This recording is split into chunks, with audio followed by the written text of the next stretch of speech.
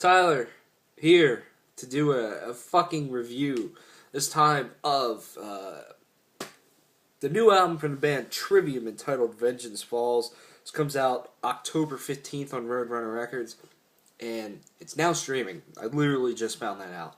They're streaming it somewhere. But, yes, this is my most anticipated album of the rest of the year, of the rest of 2013. One of my most anticipated of 2013 in general.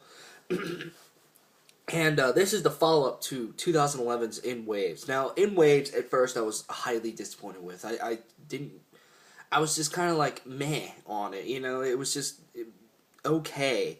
But then it grew on me, and I do think it's an exceptional album. It has a lot of really good songs, such as the title track, Inception of the End, Forsake Not the Dream, Of All These Yesterdays. I could go on and on. It's a good album.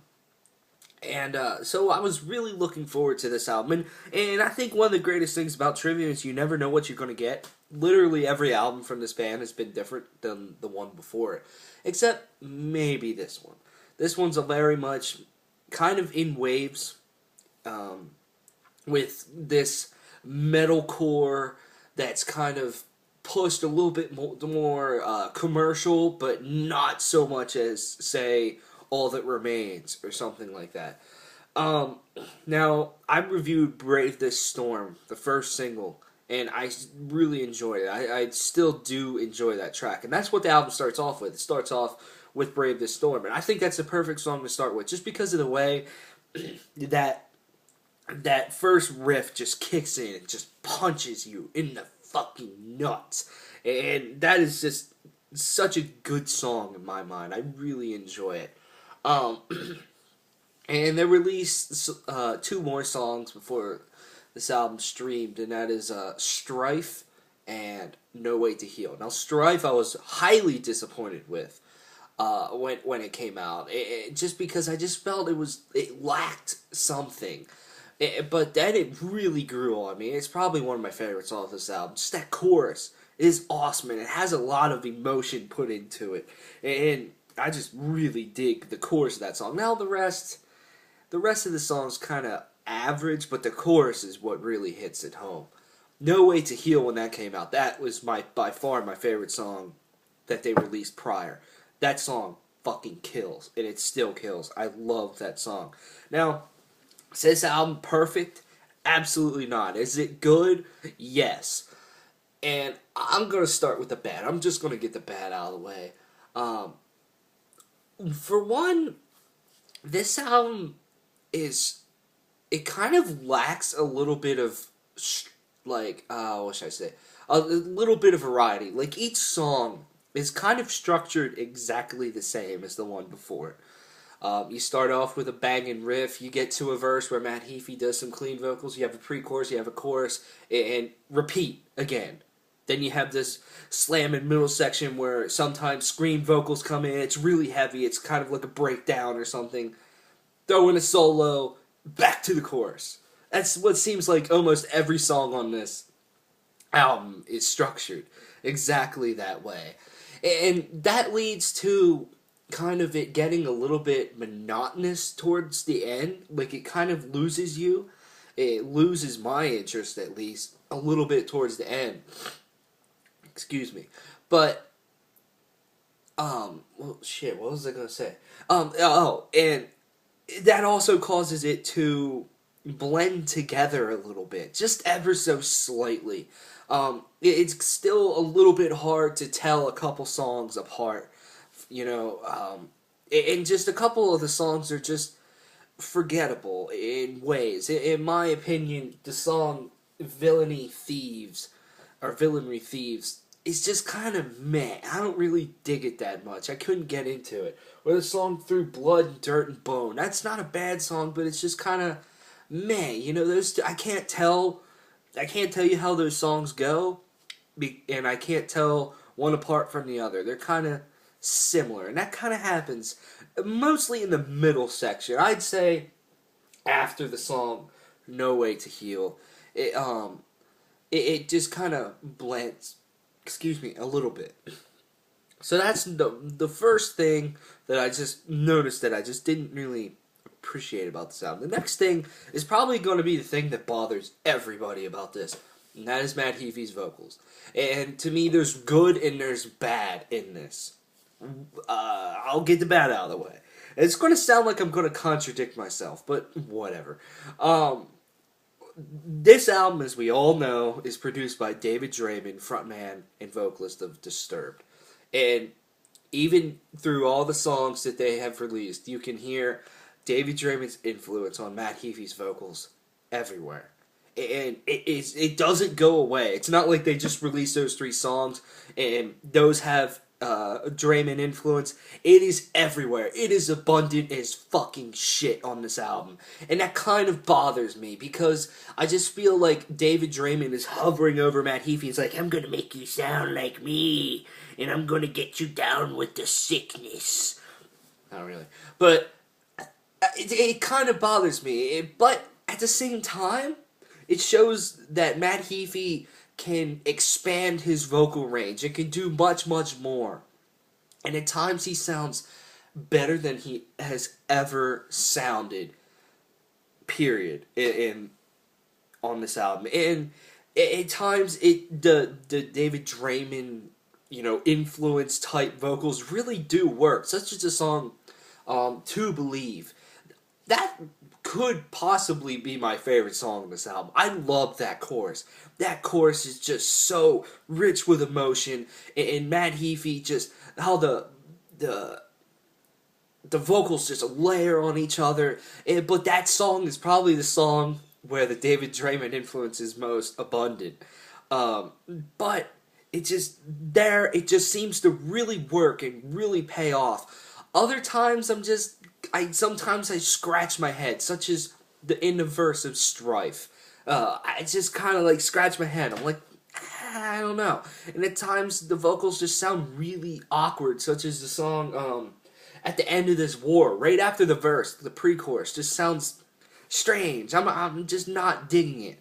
But like I said, at times Matt Heafy just sounds better than he ever has vocally. Now, when it comes to the vocals, I would say it's about 90% Matt Heafy cleans and 10% screams. Trivium is definitely moving on from scream vocals as Matt Heafy gets better and better and better with each album. Now, they're still here, such as the middle part of Brave This Storm. I fucking love that. And there's other parts where, there'll be like one line that's said, and, here goes a breakdown or something, you know what I mean? But it's definitely very heavy on Matt Heafy cleans, which isn't bad. He's one of my favorite vocalists.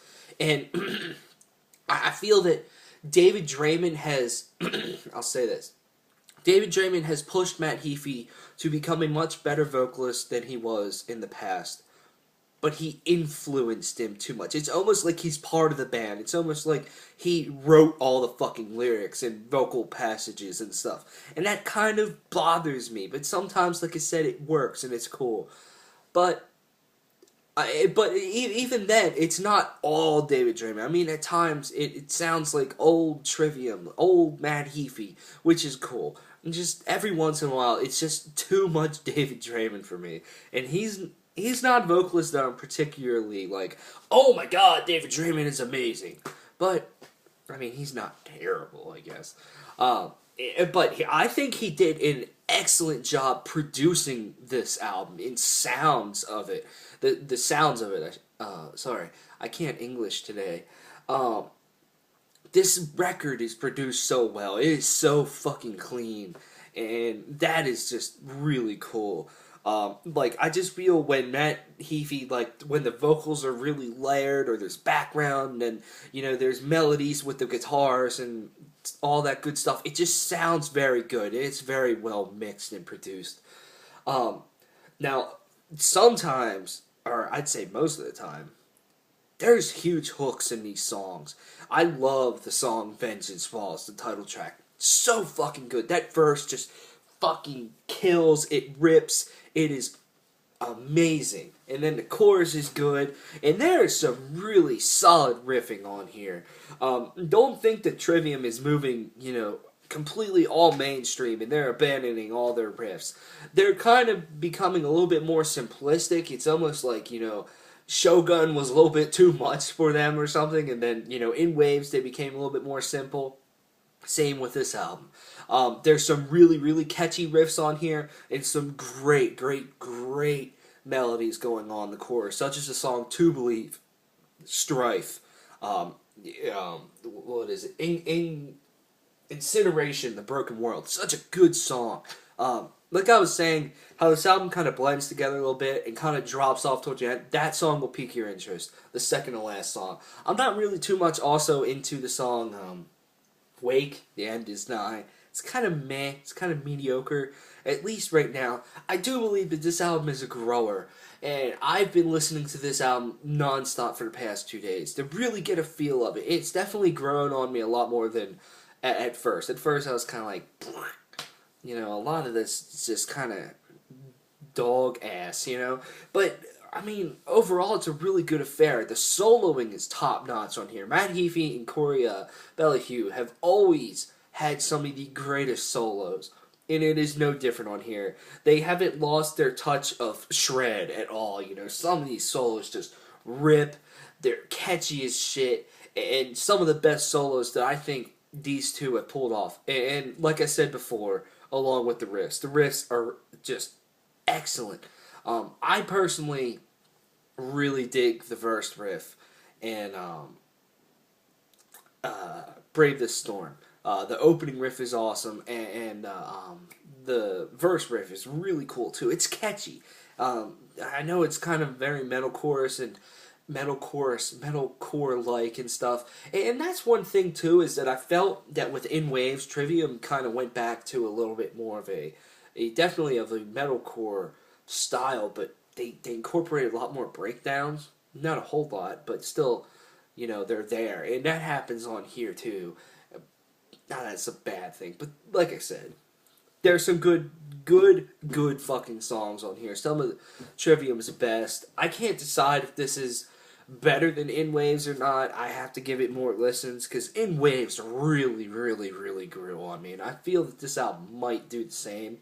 It's definitely not the greatest thing that Trivium has wrote. It doesn't top Ascendancy, it doesn't top Shogun. To me, it doesn't touch The Crusade at all either. But it's definitely a solid album, worthy of your collection, worthy of a listen and a buy in my mind. I don't see this album if, you didn't like Trivium and you're like, I'll check out the new album. I don't see this really turning many heads to people that enjoy Trivium, or don't enjoy Trivium, I should say. But it definitely is worthy of a purchase in my mind. I know a lot of people think it's mediocre. I think it's above average in my mind.